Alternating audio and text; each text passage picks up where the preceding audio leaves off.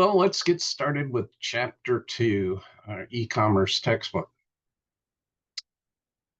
This chapter is actually pretty generic and covers a lot of basic marketing 101, new business development, a lot of the concepts that we talk about and cover in the Intro to Business BA 101 and in the marketing class BA 223. And so a lot of what I'm going to talk to you about and emphasize today is not unique to e-commerce, but the key to understand is that e-commerce is no different than any other business. There's some solid business principles that are involved in order to have a successful e-commerce business.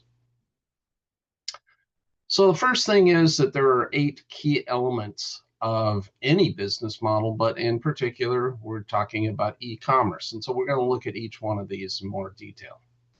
The first is, and what I would consider the most important, is the value proposition.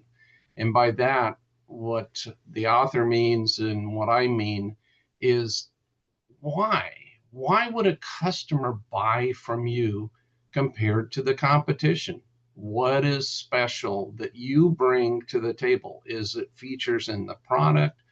Is it services that your company offers, after the sales support, whatever, why? You have to answer that question.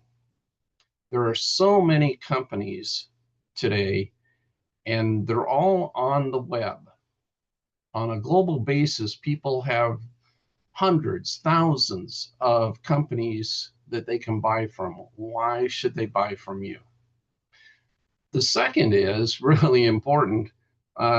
You've got a great idea and you figured it out. Yeah, people will want to buy from you in droves. But the question is, how are you going to make your money from this product offering? Now, there's several different ways you can actually make money besides the obvious from the product sales. But you can make it by advertising on your website. Personally, I hate this. And I would not recommend anyone to start up an e-commerce business that was relying on ads that are placed on your website. They are irritating. People hate them. A lot of people utilize ad blockers as a way to avoid seeing the ads. I think it's a terrible way to make money. But it is one way, and unfortunately, a lot of companies rely significantly on those ad revenues. So I would say in that way, a much better way of providing it as an alternative to advertising is subscription. So in order for someone to access your e-commerce site, they have to pay a monthly fee. Now, an example of this would be something like the Oregonian, or a number of the news sites. In order to really read the articles and to get access to everything, you have to have a subscription. So that's one way you can generate money. Again, not my favorite choice, but if you're in an information business, you really only have 2 choices: ads or subscriptions. Now, another possible way you can generate revenue is a transaction fee. And the closest example I could come up with this is when you buy something at a retailer and you use a credit card, the company that processes that transaction will charge the company that took the money, the store that made the sale, a transaction fee for handling it and processing that. So for everything that you do, you tack on a fee to the company that asked you to perform that service. But to me, by far and away, the best way to make money is by the sale of a product or a service. So you're getting paid for something that you deliver to your customer. So I would strongly encourage you, when you're looking, if you're involved in an e-commerce business startup, you focus on generating the majority of your revenue from the product or service that you provide. Now that's great. You figured out you've got a great product or idea and you've looked at it and you can make money, but first off, is there an actual opportunity? So you need to look at the marketplace that you intend to serve and determine how big is it. If it's a very small market, very limited number of sales, you may decide that the opportunity that's there is not worth the time and money and effort to go after that. So you need to first understand what that marketplace really is and be realistic. You know, you don't come up with a new idea and you say, well, your marketplace is the entire world. Well, first off, there's, if I remember my numbers correctly, about 55% of the world's population has no access whatsoever to the internet. So your marketplace is not the entire world. You have to narrow it down to, and certainly people that do not have a lot of disposable income may not be your marketplace. So be realistic and narrow it down to what it totally is. Now, when you do that, typically you will come up with some smaller niche markets that divide up that larger number. And this is an important part of the process, because when you break up that large market opportunity and define it into smaller niche markets, you may find that one of those niche markets is a real opportunity, and it would take a lot less time, money, and effort to address just specifically a smaller niche market than to try and go after the larger market opportunity. Maybe that's down the road. Maybe you start smaller with in niche areas. Okay, you figured it out. It's big enough. You've got the product, but question is, who else is already there? It's important that you analyze. It's highly unlikely that you have defined a product or a service that no one else has thought about. Now, I'll talk about a prime example of that exact case later in the presentation, but generally speaking, there's already someone else that is at least in some way trying to address that marketplace. So who is that?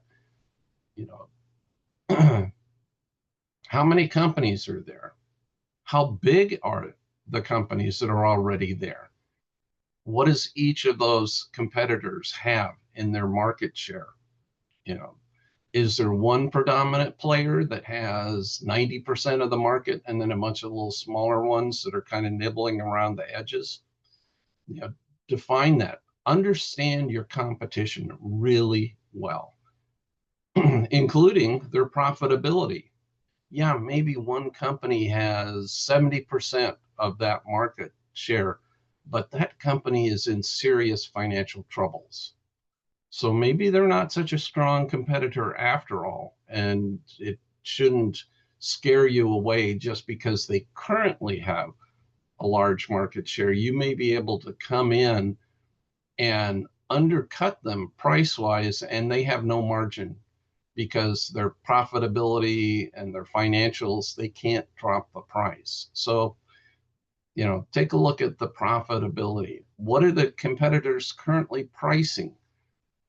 If the current market price of the product you're offering, let's say it's $150, that's what the going price is, but you want to sell it for $200, that's a problem. Generally speaking, I have found in my working career that I was able to convince my customer that the superior product features and customer service that my company could offer, I could command a premium for our products of about 20%. When it got more than 20% price difference, it became increasingly difficult to make that sales pitch. So you have to understand what the base is. even though you have a superior product, unless it is truly revolutionary, which we'll talk about later, you need to be able to be within that, like 15 to 20% over the going rate. Much higher than that, and it's going to be a struggle for you to succeed. So again, now the competitive advantage. You need to focus on what sets you apart from the competition. So what advantages does your company offer? As I've already talked about, is your product superior? Can you produce it cheaper? If you have a better business model that allows you to produce it cheaper, that means you can sell it for less and still make a good profit. That can be your advantage. It's not that you make anything different than what your competition is making, but you know how to do it better. And so you are able to offer customers a discount. And kind of feeding into that is, do you have a lower overhead? That really ties directly to, if you have a lower overhead, it should be cheaper for you to produce. But another aspect is the reputation of your company. Now, if you're a startup company, you don't have a reputation, or not much of a reputation. But maybe your competition has a really bad reputation. And even as a new startup company, you can present yourself as an alternative to the existing competition who has a poor reputation for things like customer support, customer returns. For example, company I work for, which I won't give you the name, had a policy that even if a product was shipped and it was received damaged, they would not provide a replacement product until the damaged product was returned and analyzed, and they wanted the customer to pay for return shipping. Compare that to Amazon's policy. Product arrives, you say it's damaged. What do? They immediately ship you a new product. They do not charge you for it. They don't charge you for the shipping for it. They just ask that you return the damaged one within 30 days. Which one would have a better reputation for customer service? So you can, even as a startup company, you can take advantage of a company who does not have a superior reputation with their customers. And another thing is your ability to respond. In today's global economy, everything works at warp speed. It is important that companies are able to respond quickly. Now, especially if you're doing business to business sales, your customer has to be able to react to changes in their marketplace quickly. So if you can respond more quickly to their changing requirements, that gives you an advantage over the competition. For example, when I worked for a local company here, Precision Interconnect, we provided a sub-assembly to all of the major manufacturers of medical diagnostic ultrasound equipment. Now, the problem was our customers would have a general idea of which of their products they thought were going to sell in the coming year, but it wasn't exact. Depending upon hospitals and breakage and other things that happen, the product mix could change dramatically. Now, the lead time on some of the components involved in manufacturing for these ultrasound products was 9 to 12 months. Now, obviously, when the hospital needs something, and if the demands exceeded what the major medical manufacturers anticipated, they they can't wait 9 to 12 months. So we put in a strategy in our organization to where we asked our customer to estimate which variation of the products they would want. There were about a dozen different variations of the product, and we would ask them for an estimated what their best guess was what the requirements would be for the coming year.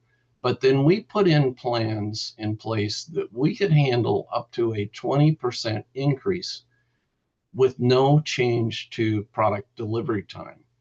So we put in a strategy to be able to respond instantly to our customers' changing needs that they couldn't envision.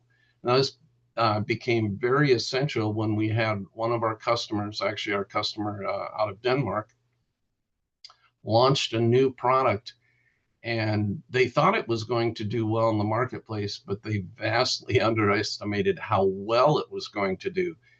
The market was enthusiastic about it and just totally exceeded any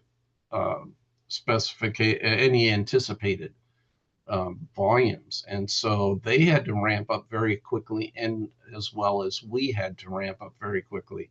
And we were able to, within 2 months, increase our capacity of supporting them with products 100%.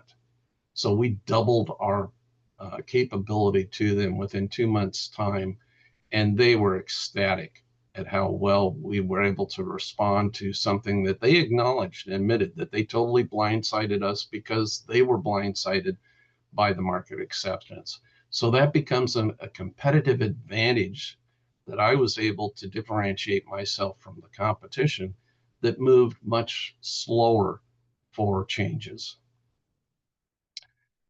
So another key thing is the market strategy. And by that, I mean, and actually I should probably rename that slide to marketing strategy.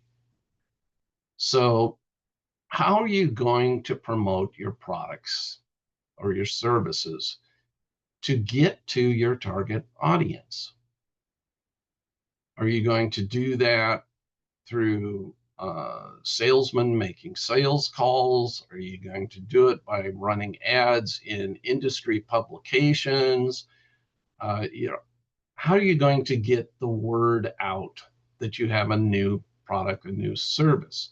You can have a really superior new product that totally fails because it wasn't presented to the right market at the right time in an effective manner. So it's extremely important to understand and have a plan to how are you going to get in front of your potential customers. There is as I said earlier, so many companies, and with the internet, we have access to so many different companies providing similar or the same products.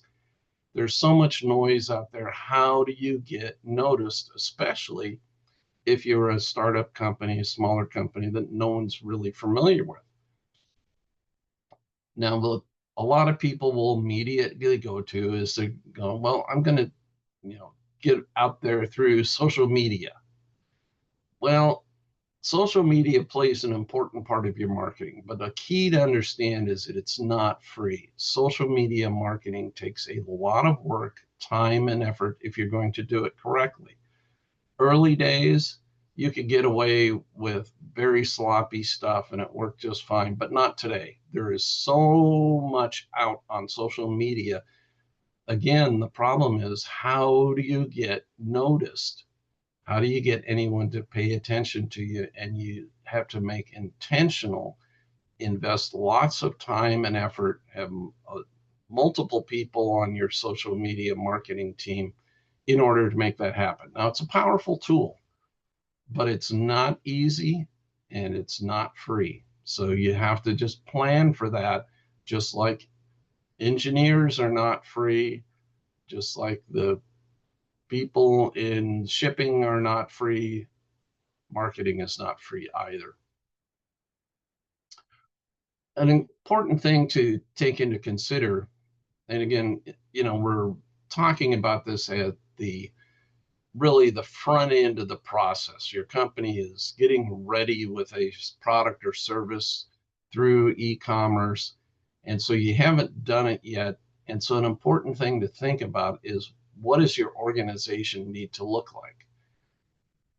So what are the structures you need to have within the firm in order to be able to implement your business plan? Now, typically what you'll do is you'll come up with functional departments and identify what, you're going to need an HR department. Are you doing the manufacturing, or are you a distributor? So do you need to have a manufacturing department? How are you handling the sales? Do you need a formal sales department? So you come up with your business structure. What does the organization look like? Now, as the company grows, your hiring will change from hiring people who are generalists to specialists. And by that, I mean, in the beginning, you may have defined, you need HR, you need manufacturing, you need shipping, you need sales, but you may be hiring a lot of people that are what we refer to as jacks of all trade. So you have a person that's working the shipping department. Well, they're also the person that's the manufacturing supervisor, and your HR person just also, doubles as the accounts receivable. So you have people wearing multiple hats. But as you get bigger and you grow, then obviously you're going to focus on specialists in those particular areas. An important thing to think about, though, is the overall management team for your organization. You can have a great product or service, but if you have a bad management team, it can tank it. When you look at the root cause of business failures, a number of cases, the root cause failure can be pointed back to a dysfunctional management team that didn't respond to changing business environments, or made poor decisions on new product launches, and a number of things. But it really comes down to a poor management team will kill a business. So one of the questions to ask yourself is, what kind of background do the leaders in your company need to have? What do you want them to have? Should they have backgrounds in startups? Should they have backgrounds in government relations? It depends on the product or service. You will have to define the backgrounds that your ideal company leaders would have. Now, of course, you may not be able to find exactly what you want, but the key is to make sure you've defined what it is that you're looking for. So here are some characteristics of a strong management team. First and foremost, they have to work well together. They have to be able to navigate difficult times when crisis happens, or make informed decisions, be able to look at things from multiple angles. You don't want a bunch of people that will just agree with whatever the CEO wants to do. You need people that do work together as a team. Now, interesting thing you can look at, a number of people have written books on what makes a team work. Some of the ones I've read indicate that one of the keys is the right size for a team to be really functional is somewhere around 7. Now, you can be less than that or greater than that, but you don't want too small a number, and you don't want too big a number. To really have strong team dynamics or working well together, somewhere around 7. Another aspect of that is you need to make sure that the personality of the individual is compatible with, aligned with the role that you expect them to perform. As an example, with that local company I worked for, we had senior management team, and we had a real problem with one individual. He was unpleasant to deal with. No one wanted to talk with him. He wasn't getting things done in the way that we wanted them done. There was a lot of conflict. So the general manager of our company brought in an outside consultant. And the first thing the consultant did was to have all of us in senior management take a personality test, which was interesting in itself. And then he had us take our individual results and, post them, tape them to our door of our office. So anyone walking by could see, oh, okay, Paul Wheatcraft. Yeah, he's an ISTJ. It was Myers-Briggs is the personality test we took, by the way. And it would say what the characteristics of an ISTJ person, and it was fun just from that standpoint to be able to walk by and see, oh yeah, I thought that was, I would have, the interesting thing about me is that no one guessed. Everyone came by and said, I would never have guessed that you were an ISTJ. You are not introspective. You're very outgoing and so forth. I am an introvert by nature. I forced myself to be outgoing because I knew that in order to be successful in my role in the organization, I had to be outgoing, but it was not my preferred mode of operation. I would rather in a meeting go stand or sit in the corner and just watch everything else going on. But I forced myself to go around and talk to people, interact with them. Anyhow, the consultant brought all of us back except into a meeting, except for the individual that was being the problem. And he started out by addressing us all and says, you are all a bunch of idiots.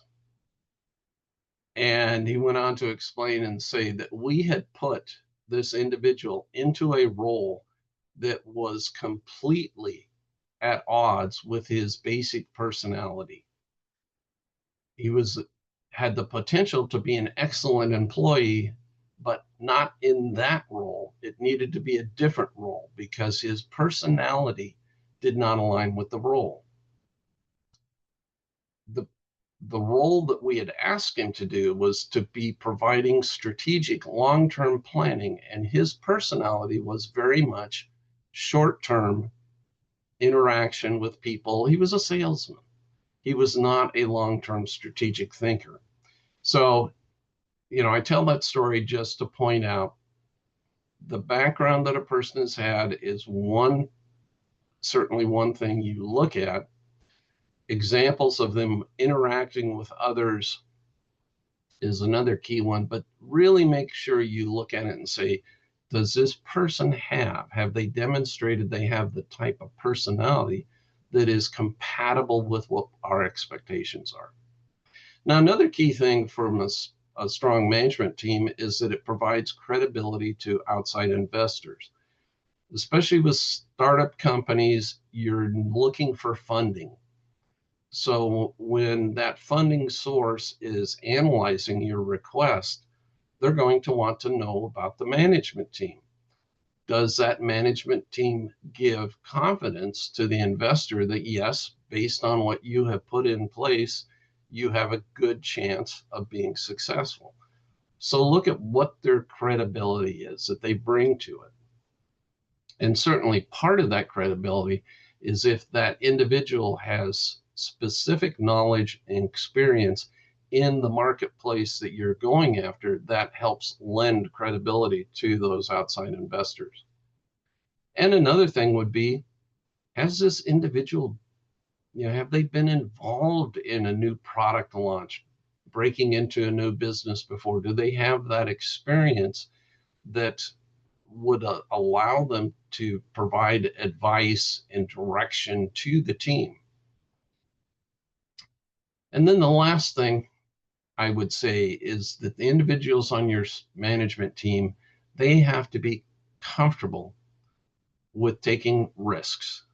And I put there in quotes, reasonable risk. You don't want someone who is careless, reckless, but someone who is willing to go out on a limb and say, I don't know if this is going to work, but I think it's the right thing to do. Let's see what happens. You don't want someone who's cautious, especially in today's rapid changing business cycle. Um, the old expression, you snooze, you lose. You can't hesitate. You need someone that's willing to say, go for it, and understand that that's not always going to work. Sometimes it's going to backfire.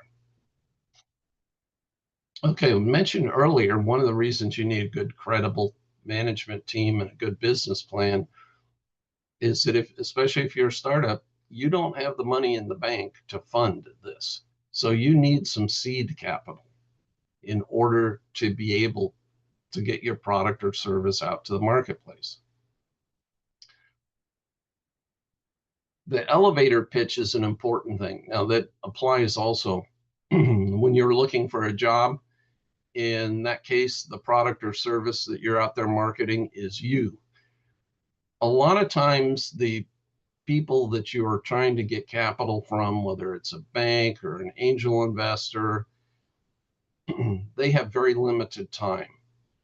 And so you need to have your sales pitch condensed down to a very concise, brief presentation, because that's all the time you may get. Now, of course, if you're given more time, you can have a more elaborate presentation, but make sure you have developed that really concise, succinct, to the point pitch that you can make. Now, some of the sources you can get for raising capital, like I mentioned, angel investors, that's one. Certainly, commercial banks, there are venture capital firms. You may have a strategic partner.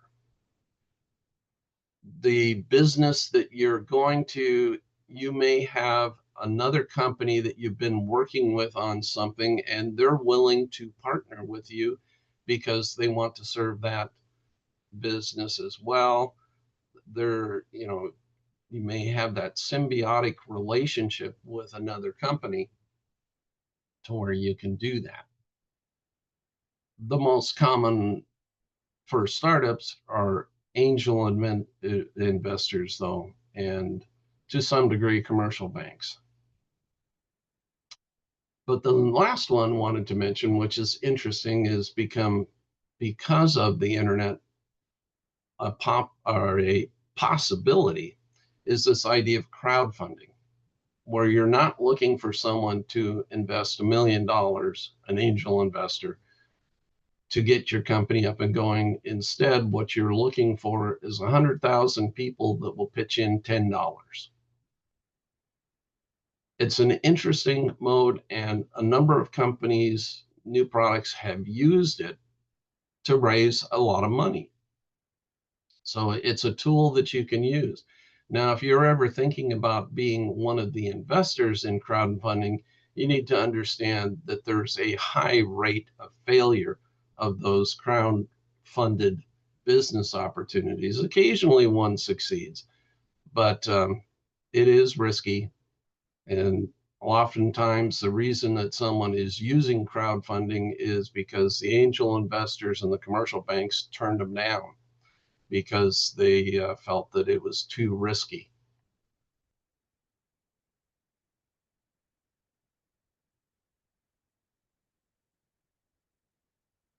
So I want to move on now and talk about disruption. And term you may hear used, it's called disruptive technologies. And what that is a radical and unexpected breakthrough. No one saw coming, so no one was prepared for it, and it changes everything. The best example I can think of for that is the iPhone. When the iPhone came out, it caught everyone by surprise. No one had envisioned, there was no one talking about it. There is nothing of the, in the industry forums talking about developments that are coming down the road. It caught everyone by surprise, and it changed everything. From a phone that could barely, all our phones prior to iPhones, you could barely do a text message. And you had to do a text message using a 10-key keypad. So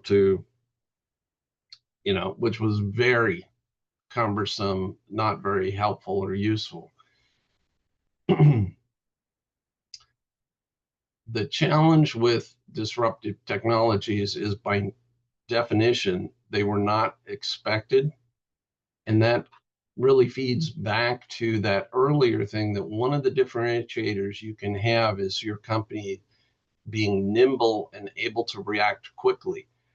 We don't know what the next disruptive technologies are going to be, but I think you can say safely is there will be some, and the ability of our organizations to react quickly will determine who survives and who, don't make it. An example of this, really not quite as dramatic as the iPhone, but as Amazon came on board, Sears and Penny's were huge companies. Sears is no longer in business. Penny's still is. What's the difference? As Amazon and online ordering were starting up, Sears did not embrace that technology. They stayed with their traditional in-store and printed catalog sales. They did not embrace the new technology. Penny's, on the other hand, did. And they were one of the first stores I can remember, when this was going on, that when online ordering came up, the question is, how do you deal with returns? Penny's allowed people to order something online. If it didn't work, the color wasn't right, they didn't like it, whatever reason, they could go to the local Penny store and return it. They didn't have to package it up and ship it back. So they really embraced the technology, and they're still in business. So disruptive technologies are going to happen. The key to your success and survival is going to be, how do you respond to that when it does happen? So I wanted to review again a little bit on business strategy. And again, this is really applies to any business, not just e-commerce.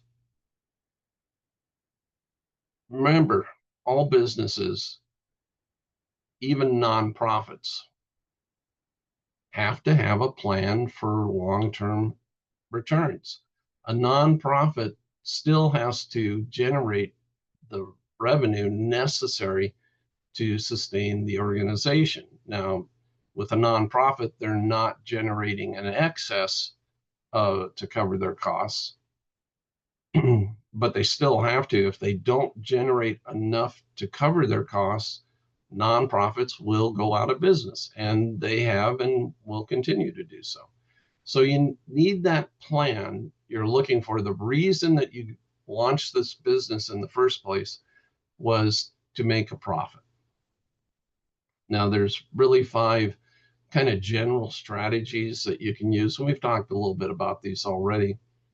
Product, service, or differentiation. What is different about your company compared to the competition? Well, one that came to my mind when I was thinking about this is Southwest Airlines. Now, this is changing. The Southwest announced that they're no longer going to do the open seating, but for many years, they were the only airline that allowed you to pick your seat when you got on the airplane. Another thing that they did that was different is that they only flew one type of aircraft. And because they only flew one manufacturer's, model aircraft, they were able to keep their maintenance costs down because they only had to stock parts for one particular plane. They only had to train their mechanics on one particular plane. And so they were unique in the industry in how they offered their service. Another strategy you can use is cost competition. You can be the low cost provider. And the one that comes to mind there is Walmart.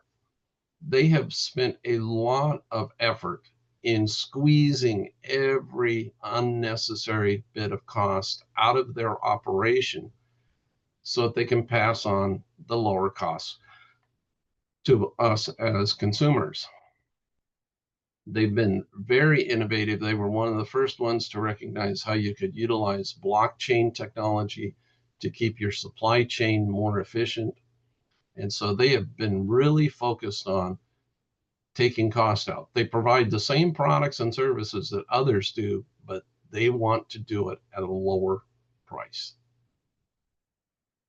Another way you can have a differential strategy is the scope of what you offer. Instead of being a narrow product offering, like Southwest Airlines only flies planes, that's all they do.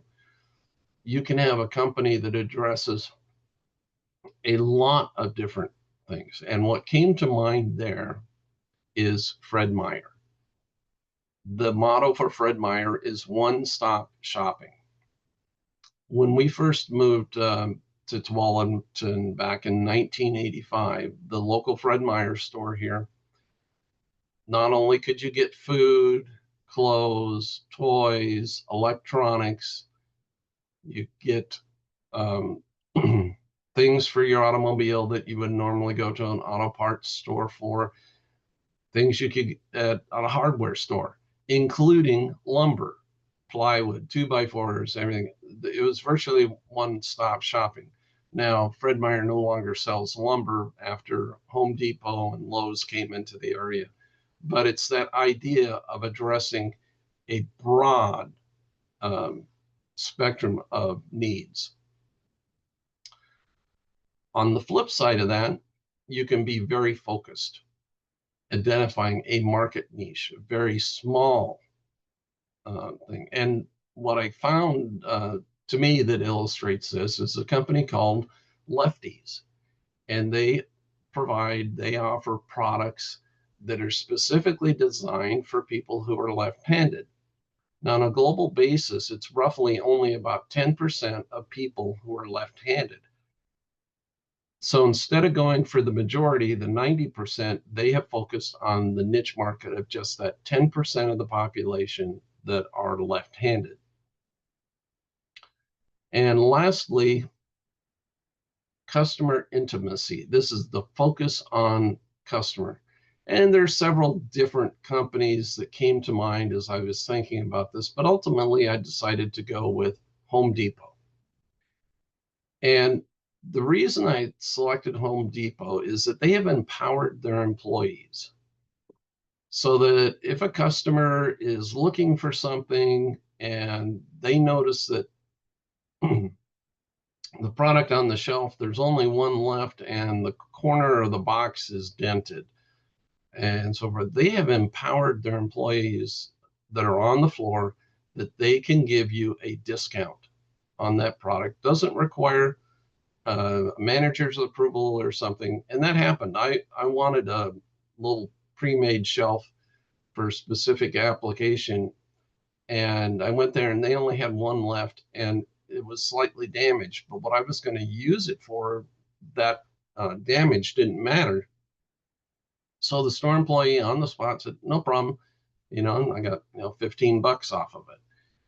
I didn't have to wait for a manager's approval or anything else. It was just over and done that quickly. So by empowering their frontline employees to satisfy what the customer needs. So that's chapter 2. Now, as I believed I mentioned last week, my lectures do not cover all the material that's in the chapter. I have picked out and specific things that I wanted to highlight and talk about. You really do need to read the entire chapter to make sure that you're getting all the content that the author has provided.